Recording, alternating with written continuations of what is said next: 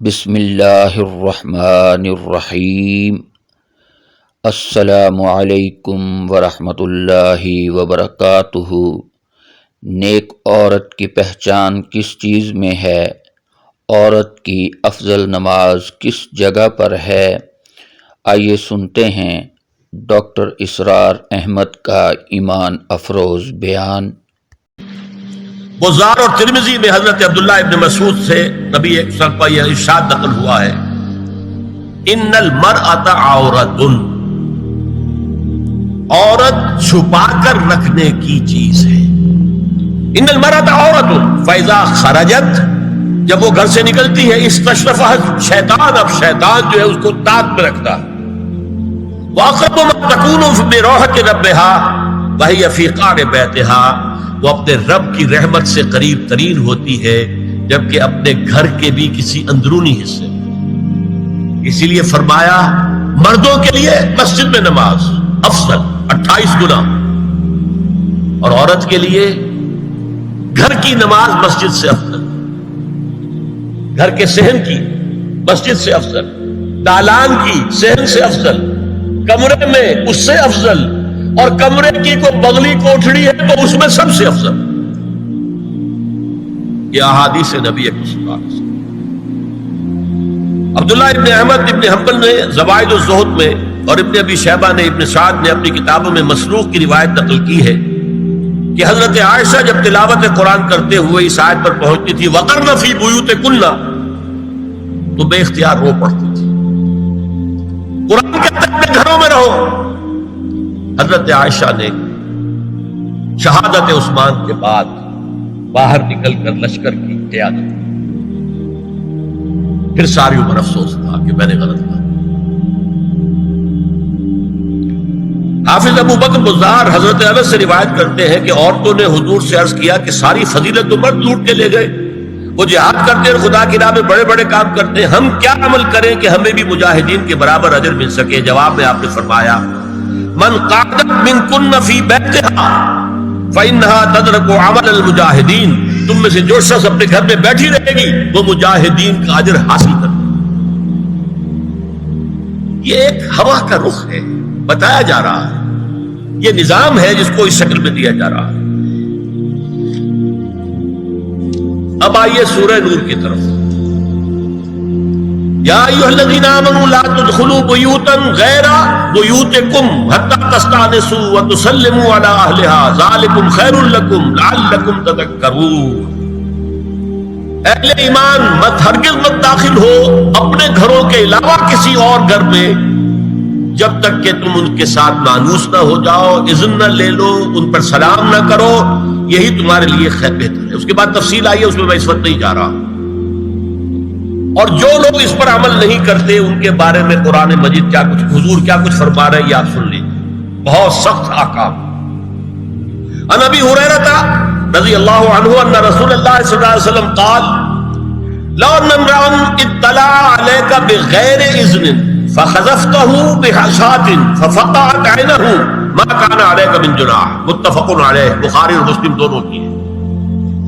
اگر کوئی شخص تمہارے گھر میں بغیر اجازت کے داخل ہو جائے اور تم اس کی سزا کے طور پر اس پر کنکریاں پھینکو اور اس کی آنکھ پھوٹ جائے کنکری سے تو تم پر کوئی گناہ نہیں۔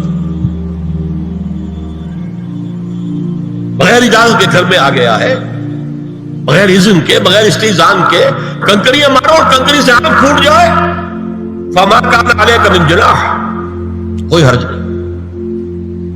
اب آ رہی ہے اصل آیت، قل للمؤمنین یغضوا من ابصارہم ویحفظوا فروجہم ذلک ازکی لہم ان اللہ خبیر ما یصنعون وقل للمؤمنات یغضضن من ابصارہن ویحفظن فروجہن ولا یبدین زینتہن الا ما ظہر منہا وَلْيَضْرِبْنَ بِخُمُرِهِنَّ عَلَى جُيُوبِهِنَّ وَلَا يُبْدِينَ زِينَتَهُنَّ إِلَّا لِبُعُولَتِهِنَّ أَوْ آبَائِهِنَّ أَوْ آبَاءِ بُعُولَتِهِنَّ أَوْ أَبْنَائِهِنَّ أَوْ أَبْنَاءِ بُعُولَتِهِنَّ أَوْ إِخْوَانِهِنَّ أَوْ بَنِي إِخْوَانِهِنَّ أَوْ بَنِي أَخَوَاتِهِنَّ أَوْ نِسَائِهِنَّ أَوْ مَا مَلَكَتْ أَيْمَانُهُنَّ أَوِ التَّابِعِينَ غَيْرِ أُولِي الْإِرْبَةِ مِنَ الرِّجَالِ أَوِ الطَّفْلِ الَّذِينَ لَا يَظْهَرُونَ عَلَى عَوْرَاتِ النِّسَاءِ وَلَا يَضْرِبْنَ بِأَرْجُلِهِنَّ لِيُعْلَمَ مَا يُخْفِينَ مِنْ زِينَتِهِنَّ وَتُوبُوا إِلَى اللَّهِ جَمِيعًا أَيُّهَا الْمُؤْمِنُونَ لَعَلَّكُمْ تُفْلِحُونَ. یہ لمبی آیت ہے. اہل ایمان، اے نبی کہہ دیجئے اہل ایمان مردوں سے اپنی نگاہیں نیچی رکھا کریں اور اپنی شرمگاہوں کی حفاظت کریں. یہی ان کے لیے زیادہ پاکیزہ عمل ہے. ان اللہ خبیر بما یصنعون، اور جو کچھ وہ کر رہے ہیں اللہ اس سے واقف ہے. وَقُلْ لِلْمُؤْمِنَاتِ يَغْضُضْنَ مِنْ أَبْصَارِهِنَّ، اور مومن عورتوں سے بھی کہہ دیجئے کہ وہ اپنی نگاہیں جو ہے نیچی رکھا کریں. وَيَحْفَظْنَ فُرُوجَهُنَّ، اپنی شرمگاہوں کی حفاظت کریں. وَلَا يُبْدِينَ زِينَتَهُنَّ إِلَّا مَا ظَهَرَ مِنْهَا، اور اپنی زینت کو ظاہر نہ کیا کرے سوائے اس کے کہ جو بالکل ظاہر ہو جائے. قُلْ لِلْمُؤْمِنِينَ يَغُضُّوا مِنْ أَبْصَارِهِمْ وَيَحْفَظُوا فُرُوجَهُمْ ذَلِكَ أَزْكَىٰ لَهُمْ إِنَّ اللَّهَ خَبِيرٌ بِمَا يَصْنَعُونَ. نوٹ کر لیجئے کہ یہ کہاں ہو رہا ہے؟ گھر میں داخلے کے بعد. گھر میں داخلہ اجازت سے، اور داخلہ ہوگا صرف محرموں کا. گھر کے اندر جو ہے وہ نامحرم تو نہیں آئے گا. یہ میں آگے بیان کر رہا ہوں. وَقُلْ لِلْمُؤْمِنَاتِ يَغْضُضْنَ مِنْ أَبْصَارِهِنَّ وَيَحْفَظْنَ مِنْ فُرُوجِهِنَّ، اور کہہ دیجئے مومن عورتوں سے بھی کہ وہ بھی اپنی نگاہیں جھکا کر رکھیں اور اپنی شرمگاہوں کی حفاظت کریں. وَلَا يُبْدِينَ زِينَتَهُنَّ إِلَّا مَا ظَهَرَ مِنْهَا. محرموں سے پردہ کیا ہے؟ محرموں سے اس کا نام ستر ہے. عورت کا پورا جسم ستر ہے سوائے چہرے کی ٹکیا اور یہ ہاتھ اور یہ پاؤں، بس. کیا مطلب ہے؟ بھائی بھی نہیں دیکھ سکتا بہن کے جسم کا کوئی اور حصہ، باپ بھی نہیں دیکھ سکتا بیٹی کے جسم کا کوئی حصہ. یہ ستر ہے. ستر محرموں سے پردہ ہے. وَلْيَضْرِبْنَ بِخُمُرِهِنَّ عَلَى جُيُوبِهِنَّ، یہ بھی گھر کے اندر کی بات ہو رہی ہے. کیونکہ میں پہلے بتا چکا ہوں جلباب ہوتا تھا جب گھر سے باہر نکلتی تھی عورت، تو وہ اپنی چادر لپیٹتی تھی اپنے گرد، چہرہ نہیں ڈھانپتی تھی.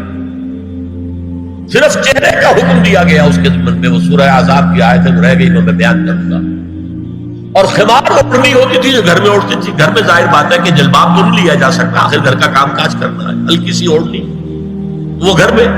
لیکن فرمایا وَلْيَضْرِبْنَ بِخُمُرِهِنَّ عَلَى جُيُوبِهِنَّ، اور انہیں چاہیے کہ اپنی اوڑھیوں کے، بکل اوڑھنیوں کے اپنے سینوں کے اوپر، گریبانوں کے اوپر بھی مار لیا کریں. اب اس کے بعد فرمایا وَلَا يُبْدِينَ زِينَتَهُنَّ إِلَّا لِبُعُولَتِهِنَّ. اب یہاں یہ زینت کا لفظ آ رہا ہے چہرے کے، اور چہرے ہی میں کچھ سنگھار بھی ہوتا ہے. اب ان کے لیے کہا گیا کہ چہرے کی زینت، اور چہرے کے اوپر اگر کوئی بناؤ سنگھار ہے، زیور ہے، تو اس کی زینت نہ ظاہر کریں. مگر اب یہ یہاں تفصیلی آئی ہے، جو محرم ہے ان کی تفصیل. تو فرمایا کن کے سامنے ظاہر کر سکتی ہے؟ الا لبعولتہن، سب سے بڑھ کر تو شوہر، او آبائہن، اور یہ آپ نے باپ. اچھا، باپوں میں نوٹ کی نہیں، باپ حقیقی ہو، اخیافی ہو، اللاتی ہو یا رضاعی ہو، یہ چاروں قسم کے باپ اس میں شامل ہیں.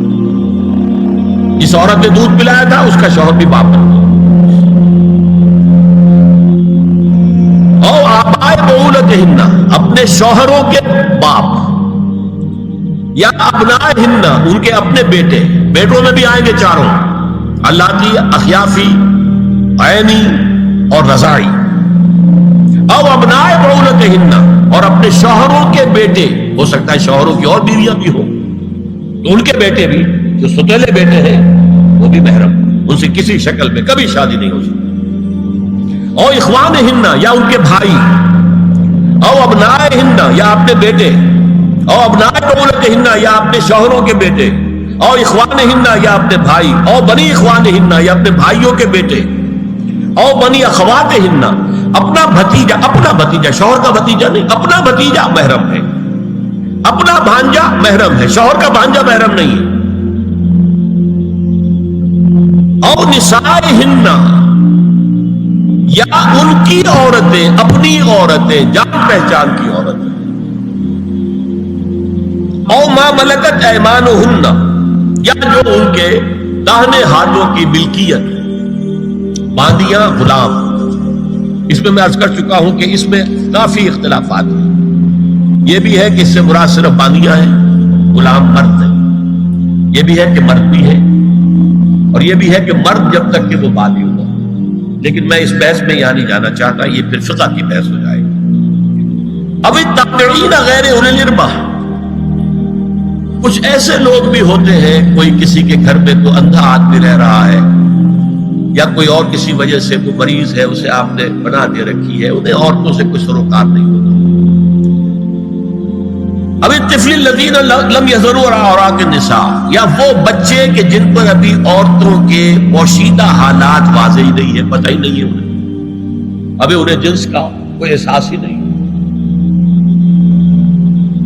یہ ہے فہرست جو دی گئی ہے کہ جن کے سامنے عورت کھلے چہرے کے ساتھ اور اپنی جو اضافی زینت بھی ہو، کوئی زیور وغیرہ یا کوئی بھی سرما وغیرہ ڈالا ہوا ہے، یا کوئی سرخی کو لگائی ہے معمولی سی، تو اس کے ساتھ آ سکتی ہے۔ اور یہ وہ رشتے ہیں کہ جن سے کسی حالت میں بھی نکاح نہیں ہو سکتا۔ آگے سنیے، وَلَا يَضْرِبْنَ بِأَرْجُلِهِنَّ لِيُعْلَمَ مَا يُخْفِينَ مِنْ زِينَتِهِنَّ، اور چلتے ہوئے اپنے پاؤں زور سے نہ مارے کہ ان کی زینت ظاہر ہو جائے۔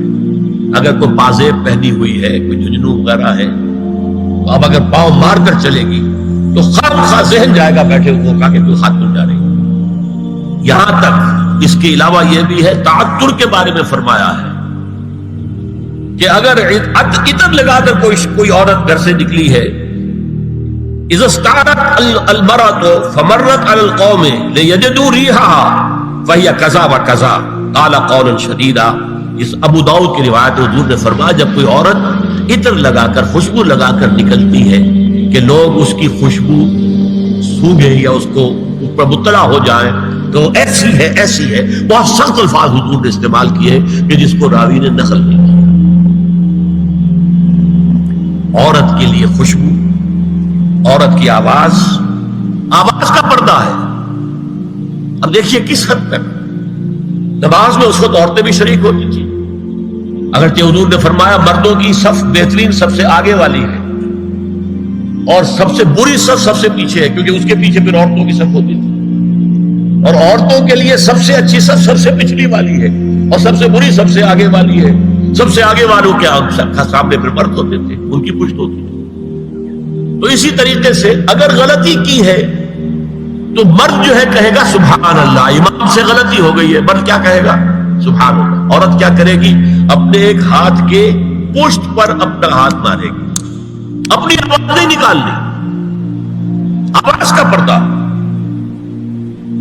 چھونے کا پردہ یہاں تک ہے کہ حضور نے کبھی کسی عورت سے ہاتھ نہیں ملایا، اور آپ جب بیعت بھی لیتے تھے تو بس زبانی الفاظ کہلوائے اور کہا ٹھیک ہے بیعت ہو گئی، یا ایک کپڑا پکڑا، اس کا ایک سرا اپنے ہاتھ میں دوسرا سرا خاتون کے ہاتھ میں، یا ایک تشت کے اندر پانی بھرا، اس میں ایک طرف اس نے انگلیاں ڈال لی اور ایک طرف حضور کی انگلیاں۔ لیکن مسافر لا اسافر النساء، ایک دفعہ ہوا بھی کہ بعض خواتین نے جب بیعت کی ہے تو پھر انہوں نے ہاتھ آگے بڑھایا مسافر کے لیے، حضور نے فرمایا انی لا اسافر النساء، میں عورتوں سے مسافرہ نہیں کرتا۔ یا ایھا النبی قل لازواجک وبناتک ونساء المؤمنین یدنین علیہن من جلابیبہن ذلک ادنی ان یعرفن فلا یؤذین وکان اللہ غفورا رحیما۔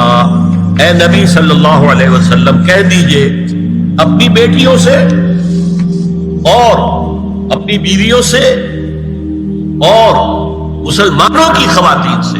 اب دیکھیے یہ سورہ احزاب ہی میں ہو رہا ہے، شروع میں یا نساء نبی سے بات چلی، استیزان بھی صرف نبی کے گھر میں داخل نہ ہو اذن کے بغیر، آگے چل کر سورہ احزاب ہی میں عام بھی کر دیا، قل لازواجک وبناتک، وَنِسَاءِ الْمُؤْمِنِينَ، کہہ دیجئے اپنی بیویوں سے، اپنی بیٹیوں سے اور اہل ایمان کی خواتین سے، یدنین علیہن من جلابیبہن، کہ وہ اپنے چہروں کے اوپر اپنی جلباب کو لٹکا لیا کریں،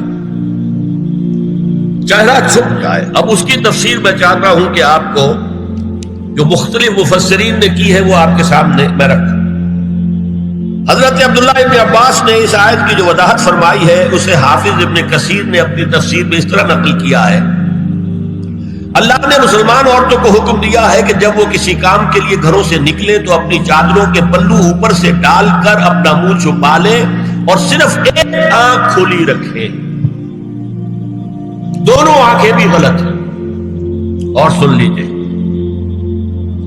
ابن جریر اور ابن منذر کی روایت ہے کہ محمد بن سیرین، یہ ایک تابعی ہیں، نے حضرت عبیدہ السلمانی، یہ صحابی ہیں، سے اس آیت کا مطلب پوچھا۔ انہوں نے جواب میں کچھ کہنے کی بجائے اپنی چادر کو اس طرح اوڑھا کہ پورا سر اور پیشانی اور پورا منہ ڈھانک کر صرف ایک آنکھ کھلی رکھی۔ اور سنیے، ابو بکر بن عبداللہ ابن عربی نے یدنین علیہن من جلابیبہن کا مفہوم من الفاظ میں بیان کیا ہے، تغطى به وجهها حتى لا يظهر منها الا عينها اليسرى، کہ عورت اپنی چادر کو پورے وجود پر ڈھانپ لے اور اس طرح چہرے کو بھی ڈھانپے کہ صرف بائیں آنکھ کھلی رہے۔ علامہ حمید الدین فراہی کو نظم قرآن کے فہم میں خصوصی مقام حاصل تھا، انہوں نے حجاب کے بارے میں اپنے ایک مکتوب میں ہاتھ اور چہرہ کھلا رکھنے کو جائز قرار دینے کے موقف کے بارے میں لکھا ہے کہ میری رائے میں نظم قرآن پر توجہ نہ کرنے سے یہ غلط فہمی پیدا ہوئی ہے۔ وہی بات کہ سورہ احزاب میں گھر سے باہر کا پردہ ہے اور سورہ نور میں گھر کے اندر کا پردہ ہے۔ بہرحال الحق احق بان یتبع، حق جو ہے وہ اس کا زیادہ حقدار ہے کہ اس کی پیروی کی جائے۔ میں اس مسئلے پر مطمئن ہوں اور میرے نزدیک اجنبی سے پورا پردہ کرنا واجب ہے، اور قرآن نے یہی حجاب واجب کیا ہے جو شرفاء میں مروج ہے، بلکہ اس سے بھی قدر زائد۔ مولانا فراہی کا یہ مکتوب ماہنامہ حیات نو بلیریا گنج انڈیا کے اکتوبر سن 92 کے شمارے میں شائع ہوا۔ یہ ہے علماء کی رائے۔ حضرت ام سلمہ اور حضرت میمونہ نبی صلی اللہ علیہ وسلم کے پاس بیٹھی تھی، اتنے میں حضرت ابن ام مکتوم آ گئے۔ نبی صلی اللہ علیہ وسلم نے ان دونوں سے فرمایا احتجبا منہ، ان سے پردہ کرو۔ ازواج نے عرض کیا یا رسول اللہ الیس اعمی لا یبصرنا ولا یعرفنا، حضور کیا یہ اندھے نہیں ہیں؟ یہ نہ ہمیں دیکھ رہے ہیں نہ ہمیں پہچانتے ہیں۔ فرمایا افعمذایان انتما، کیا تم دونوں بھی اندھی ہو؟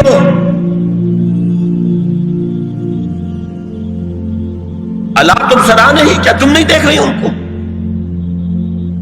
حضرت ام سلمہ تصریح کرتی ہیں ذالک بعد ان امر بالحجاب، یہ جب حجاب کا حکم آ گیا تھا تب حضور نے پھر یہ حکم دیا۔ اس کی وجہ کیا تھی؟ حضرت عبداللہ ابن مکتوم کا گھر میں آنا جانا تھا، تو اگرچہ اندھے ہیں لیکن یہ کہ یہ بار بار کا آنا جانا اس سے فتنے کا ایک دروازہ کھل سکتا، اس دروازے کو بند کر دیا گیا۔ حضرت عائشہ کے پاس ایک نابینا آیا تو انہوں نے اس سے پردہ کیا، کہا گیا کہ آپ اس سے پردہ کیوں کرتی ہیں، یہ تو آپ کو نہیں دیکھ سکتا۔ جواب میں حضرت ام المومنین نے فرمایا لیکنی انظر الیہ، میں تو اسے دیکھ رہی ہوں نا، اور مرد کو دیکھے۔ البتہ یہ کہ عام حالات میں آپ بازار میں چل رہے ہیں، عورت جا رہی ہے، کوئی سوق باہر نکلنا پڑا ہے، تو اس حالت میں اگر وہ مرد کو دیکھتی ہے تو اس میں در حقیقت وہ فتنہ نہیں ہے کہ جو گھر میں آنے جانے والے لوگ۔ اب ایک آخری مسئلہ ہے، دو حدیثیں ایسی ہیں جو میری گفتگو کے خلاف جاتی ہیں اور میں دیانت کا تقاضا سمجھتا ہوں کہ وہ بھی آپ کے سامنے بیان کروں۔ حضور کے بارے میں یہ معلوم ہے کہ دو خواتین جو ویسے نامحرم تھیں وہ ان کے سامنے آتی رہیں اور آپ ان سے ملتے رہے۔ ایک آپ کی سالی حضرت اسماء، حضرت عائشہ کی بہن رضی اللہ تعالی عنہ، اور ایک آپ کی چچا زاد بہن حضرت علی کی بڑی ہمشیرہ حضرت ام ہانی۔ یہ میں حدیث آپ کو سنا رہا ہوں۔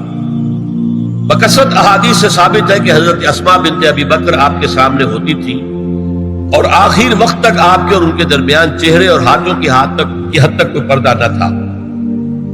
حجۃ الوداع نبی صلی اللہ علیہ وسلم کی وفات سے صرف چند مہینے پہلے کا واقعہ ہے اور اس وقت تک بھی یہی حالت قائم رہی۔ یہ ابو داؤد کتاب الحج۔ دوسری روایت حضرت ام ہانی رضی اللہ تعالی عنہا جو ابو طالب کی صاحبزادی اور نبی صلی اللہ علیہ وسلم کی چچاداد بہن تھی، آخری وقت تک حضور کے سامنے ہوتی رہی اور کم از کم منہ اور چہرے کا پردہ انہوں نے آپ سے کبھی نہیں کیا۔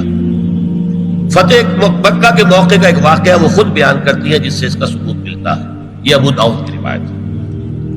یہ روایتیں ہیں، میں انہیں تسلیم کرتا ہوں اور میں نے اب جو کچھ بیان کیا ہے اس سے یہ ایک بالکل برعکس بات سامنے لا رہی ہے۔ اب یہ ہے کہ یا تو ہم ان دو حدیثوں کو اصل مان کر باقی ساری حدیثیں جو ہیں ان کو ختم کریں۔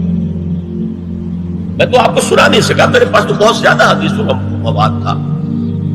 چہرے کے پردے کے لیے حدیثیں، استیزان کے لیے کتنی حدیثیں ہیں، چہرے کے پردے کے بارے میں بہت زیادہ حدیثیں ہیں۔ حضرت ام خلاد ایک خاتون تھی، ان کا بیٹا ایک غزوے میں شہید ہو گیا، وہ اس کے بارے میں کچھ پوچھنے کے لیے حضور کے پاس آئی، صحابہ بیٹھے ہوئے تھے، انہوں نے نقاب ڈالا ہوا تھا، منتقبۃ، نقاب کا لفظ بھی حدیث میں موجود ہے۔ اور یہ لوگ کہتے ہیں نقاب تو جو ہے یہ بعض کی پیداوار ہے، یہ لفظ کوئی ہے ہی نہیں۔ حجاب کا لفظ قرآن میں ہے، جلباب کا لفظ قرآن میں ہے، خمار کا ذکر قرآن میں ہے، اور یہ منتقبۃ، نقاب ڈالی۔ لوگوں نے کہا عجیب عورت ہے یہ، اس کا بچہ شہید ہو گیا ہے، مطلب یہ کہ سخت صدمے کی کیفیت، اور یہ اس وقت بھی اس نے نقاب ڈالی ہوئی ہے۔ تو انہوں نے جواب دیا ان ارزو ابنی لا ارزو حیائی، میں نے بیٹا کھویا ہے، اپنی حیا نہیں کھوئی ہے۔